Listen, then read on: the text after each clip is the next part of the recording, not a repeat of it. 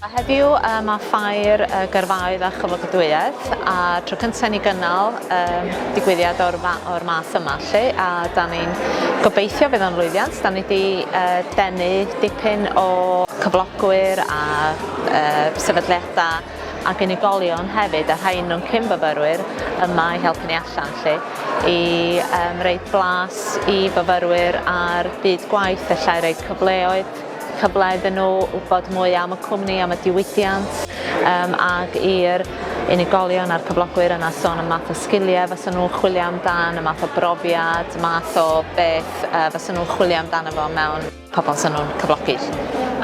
Da ni yma heddiw i hyrwyddo ymwybyddiaeth myfyrwyr o'r cyfleoedd sydd wedi cael drwy weithio mewn amgueddfa agoriel. Yn storiol er enghraifft, mae gennym ni gyfleoedd amrywiol iawn i wirfoddolwyr o ran gofal cwsmar a hyrwyddio'r atyniad lle. Ond hefyd, dwi'n meddwl, be ydy bobl ddim yn sylweddoli o hyd ydy drwy weithio mewn oriel gelf neu mewn amgueddfa, bod yna ffordd o ddysgu sgiliau gwahanol iawn.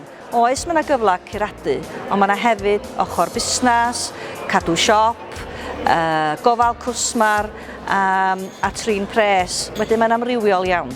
Dwi yma'n cynrychioli'r diwydiant recordio i ddweud gwir, wrach i wedi cynnig rhyw fath o wybodaeth i'r myfyrwyr am y math o waith sy'n ar gael yn y diwydiant recordio. Mae yna nifer ohonyn nhw sydd wedi dod yma o wach yn bod yn studio cerddoriaeth, ond yn yr adran gerdd, rhai eraill wrach o feysydd gwahanol, a beth dwi'n trio dweud nhw ydy mae'r diwydiant recordio'n eitha eang i ddweud gwir.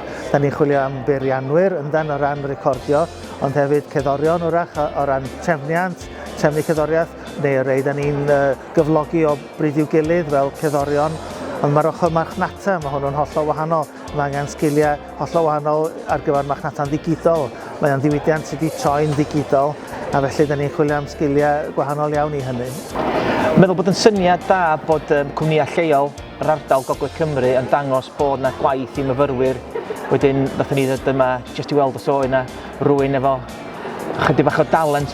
Ni'n cymryd myfyrwyr bob gorffennaf ar brofiad gwaith, ac yn diweddar dwi'n derbyn sawl CV, ond os dwi'n dod y draws CV eitha cry, byddai'n rhoi cyfle iddyn nhw hefyd. Wel, sy'n ni'n deud, torri fewn di'r peth fwyaf, ac i dorri fewn mae rhaid i chi fod yn rhywun sy'n gwybod beth maen nhw isio, ac fod yn fodlon cnocio ar drysau.